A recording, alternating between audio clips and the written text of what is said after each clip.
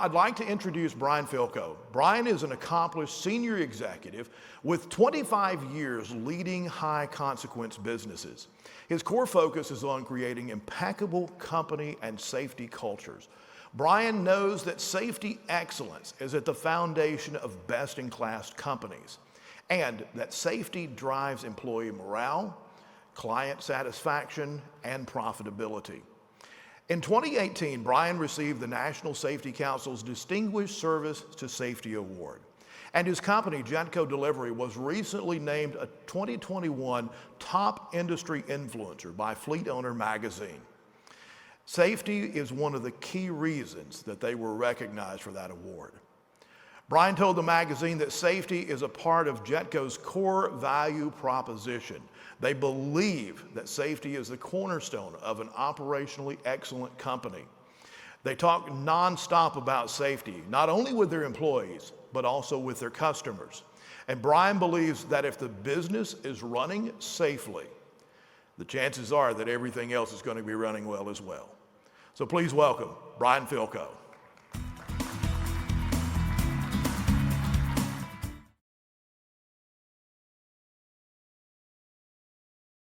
For purposes of this presentation, in a healthy company culture and in a healthy safety culture, you have the convergence of the right people and the right process working in harmony. Nothing more, nothing less. You've got great people and poor process. That's called herding cats. You have no guardrails. You have great process and the wrong people. I wish you luck. So our focus is real simple. It's on people and process. And when I go through the 10 leadership principles that we've used to drive our culture, that's what we're focusing on.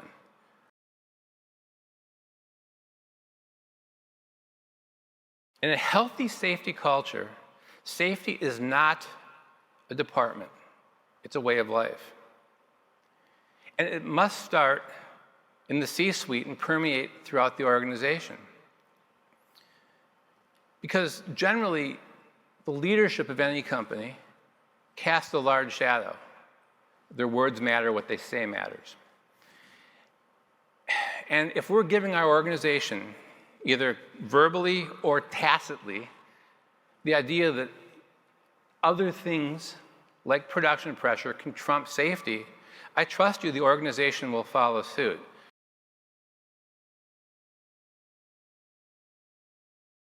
And related to sugarcoating is this: let us not lie to ourselves about the real cost of an incident, the real cost of an injury.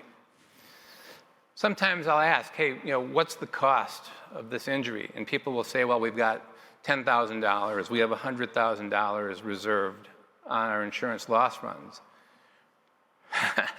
Wrong answer, okay? The real cost of an injury, and this is something that I ask you to take back to your companies and make sure everybody understands. If you want copies of this information, email me and I'll send it to you. Yes, there's insurance cost. I understand. There's medical. There's the cost of cleaning up the mess. But that's just the beginning. We have enough of these injuries, and we lose our employees' hearts. We lose morale because becomes an understanding that, you know what? These people don't care about me. They're going to cart us off and just replace us with somebody else. Put a dollar sign on that.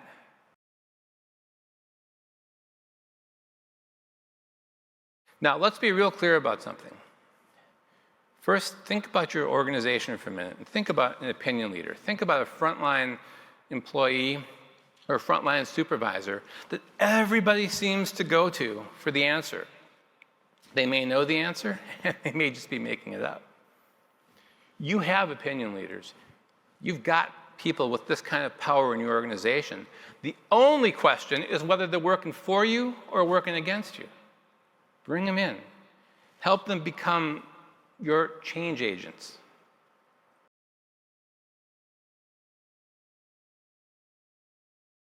When it comes to leading our front lines, today is a special day for you. Because today we are going to get out of the business of saying goodbye. Now I realize that when employees leave it's a best practice to do interviews, exit interviews, and that's fine. I'm not telling you not to. Just consider that a lot of times when you do an exit interview, people will say whatever they need to get the heck out of there. I want you to put that effort on saying hello. Worry less about the burned bridges and focus more on building the bridges.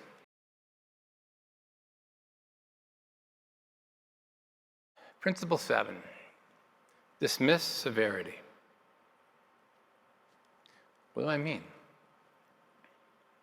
Well, the fact that an incident has a major or a minor outcome is not what interests me. Because too often, here's what would happen. We had a driver tear up some grass, right? Big deal. Get him on his way, call a landscaper, and fix the grass. No. We're not going to do that. The driver wasn't situationally aware. His behavior is that he or she was not looking where they were going. It was only their lucky day that they didn't hit a kid. Do you want to be good at cleaning up the mess on the floor, or do you want to be good at prevention? If you want to be good at prevention, you look at this situation, you thank your lucky stars that the outcome was minor. We're grateful for that. But we don't treat the behavior any different just because the outcome was minor. When I come to these events, I teach a personal development session. And I did it on Saturday. And I kind of came clean with the group I was teaching, saying, I don't give myself very high marks for having a culture that captures near misses, because near misses, that's your ultimate leading indicator. You capture the near miss, you avoided the incident. So somebody said that, that the term close call and near miss, they got rid of because they had the same problem. They converted it to good catch. Words matter. And once you took the close call, the near miss, that language away, and you made it a good catch, people started to report. I'd like to get better personally at capturing the near miss, to get people to report the good catch. A couple things that I've learned is make sure that there's a way for people to report confidentially. I don't like anonymity, because if it's anonymous, I can't ask questions. I don't know who reported it. But I'll take something anonymous over nothing. Here's the real key, though. No fear of retribution. Because the first time somebody gets punished for reporting a near miss, maybe something they did, that's the last near miss. That's the last good catch you're going to ever receive.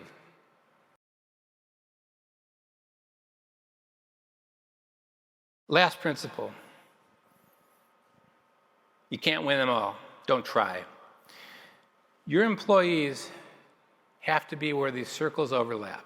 Your employees have to be aligned with your values. Remember, safety is not a priority, safety is a value. And they've got to be technically excellent.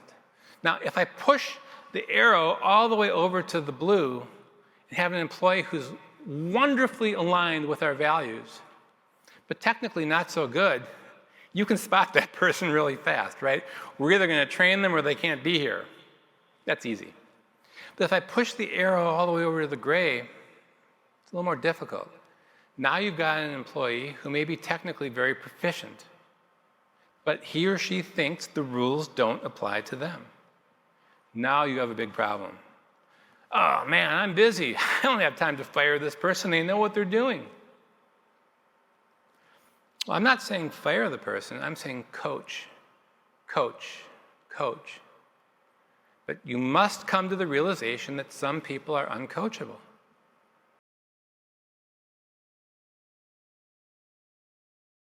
So as we wrap up, first thing I'm going to do is take you on a very fast tour of our 10 principles, right? Remember these? Make them your own. Number 1, right? Safety is not a priority. It's a core value. If you've got a sign up that says safety is a priority, tear it down. Number 2, power versus authority. Know the difference. Great leaders have power and authority. But what I'm encouraging you to do is find the people deep inside of your front lines, your frontline managers, your frontline employees, the people with the power. Harness that power. Take your front lines with you. Safety starts here. Treatment, transparency, trust. Adopt a just culture. Get rid of a mistake-based discipline system. Ask yourselves, was it an honest mistake, reckless behavior? Remember, your company can cause a crash or an incident as easily as an employee. Individual and organizational factors have to be looked at in every incident. No shortcuts. Unconditional respect for process. I don't care how tough the production pressure is. Dismiss severity. Whether an outcome is minor or whether an outcome is major should not impact your process. Focus on the leading indicators: people, process, culture, behavior. You focus on the top 4 rungs of the pyramid, you're only going to be good at cleaning up the mess. Tear down the silos, remembering that operations is responsible for the execution of safety. Safety is not a department, it's a way of life. The 20-60-20 rule. You can't win them all, don't try. Coach, coach, coach, coach. But when the coaching fails, I don't care how technically good that employee is, they gotta go. I focused you today. I spent your time. I didn't spend very much of your money at all.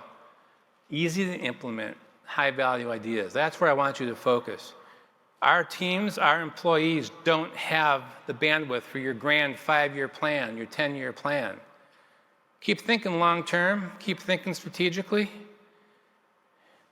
but it's the wins today, tomorrow. It's the base hits that I want you to focus on. Let them see the incremental progress, because that's how you're going to win them over. That's how they're going to believe in you. That's how they're going to trust you. No, yours is not a job. It's a calling. It's a mission. I want to thank you from the bottom of my heart for the work you do. All the best as you lead people safely. Thank you. Thank you. Thank you. This concludes the Leadership Keynote. Thank you for joining us here in Orlando. And we look forward to seeing you next year in San Diego, California for the 2022 National Safety Council Congress and Expo.